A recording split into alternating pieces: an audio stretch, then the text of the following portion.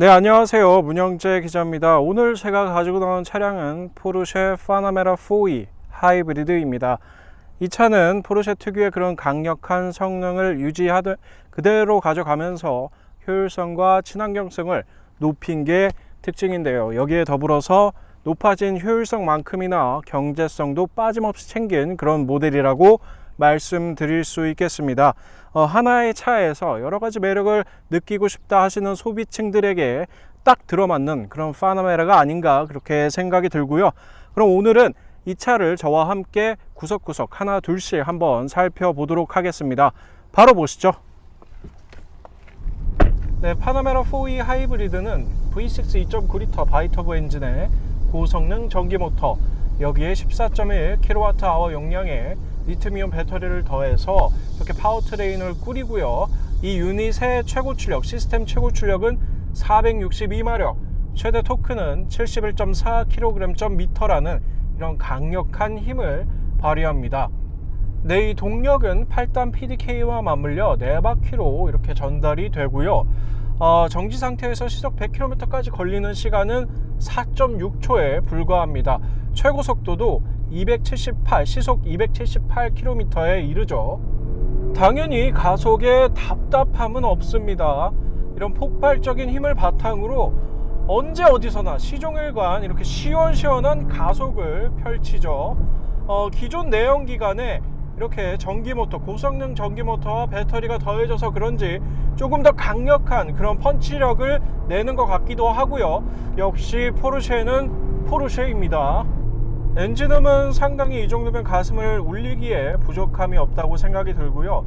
V6 엔진 특유의 그런 깊고 부드러운 엔진음을 잘 구현해냈다고 그렇게 생각을 합니다. 그리고 코너를 돌아 나갈 때 이런 감각은 차체 크기가 느껴지지 않을 정도로 상당히 예리한 것을 알 수 있는데요. 특히 주행 모드를 스포츠 플러스로 바꾸면 이게 빠른 반응 속도, 그리고 무거워지는 그런 스티어링 휠, 또 단단한 하체 등으로 인해서 조금 더 드라마틱한, 다이나믹한 그런 드라이빙을 즐길 수 있습니다.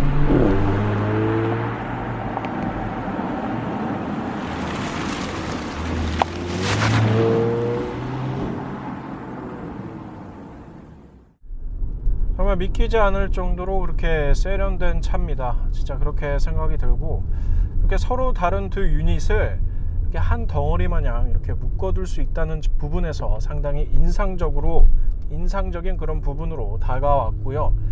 내연기관과 그리고 배터리 간 이런 동력 전환이 상당히 매끄럽기 때문에 전반적으로 쾌적한 그런 주행 환경 속에서 이 포르쉐 파나메라 4E 하이브리드를 몰 수 있습니다.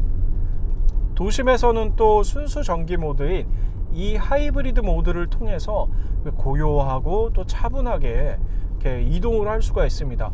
즉 출퇴근용으로도 상당히 훌륭한 그런 선택지라고 말씀드릴 수 있을 것 같은데요.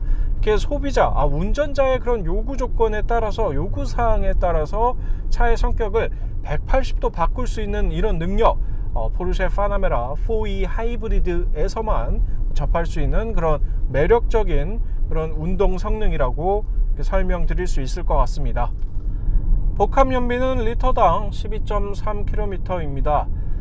제가 조금 쏘긴 했지만 그래도 실연비 역시 이와 비슷한 수치를 얻을 수 있었는데요. 이런 큼지막한 차체에서, 이런 큼직한 대형 세단에서 10km, 리터당 10km 이상의 그런 연비를 뽑아낼 수 있다는 것은 매우 만족스러운 그런 수치라고 생각이 듭니다. 효율성이 그만큼 좋다는 얘기겠고요. 그리고 친환경성과 직접적인 연관이 있는 이런 이산화탄소 배출량 같은 경우에는 킬로미터당 74g입니다. 74g.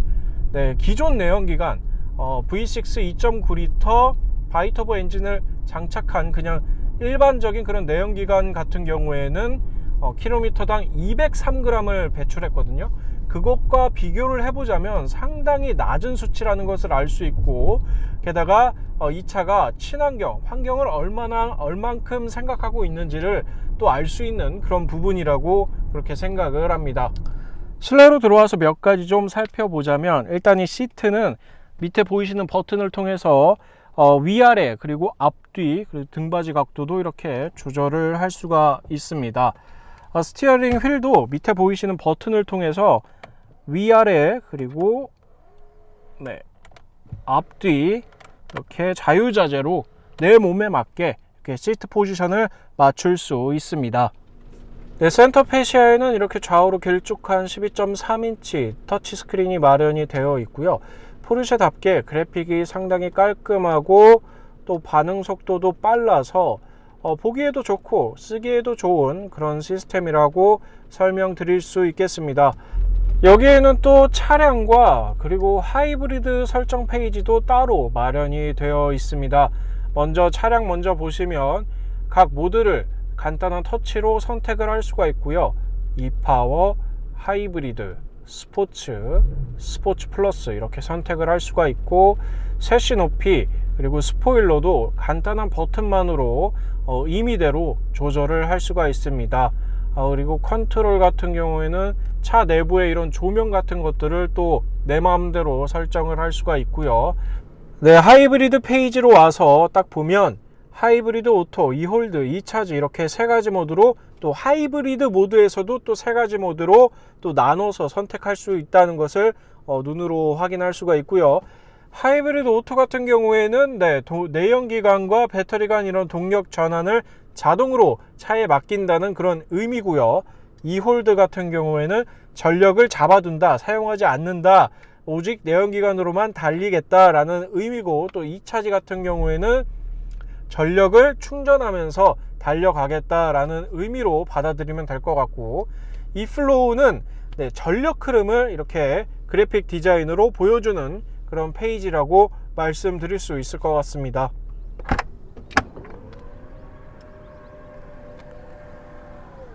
트렁크 공간은 대략 이 정도 되고요. 별도의 공간이 따로 마련되거나 그러진 않았습니다. 2열 시트 역시 접히지 않아요. 따라서 기본적인 용량 405리터로만 모든 짐을 소화해야 합니다.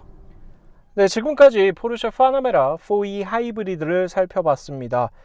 이 차는 정말이지 매력으로 똘똘 뭉친 그런 차가 아닌가 생각이 드는데요.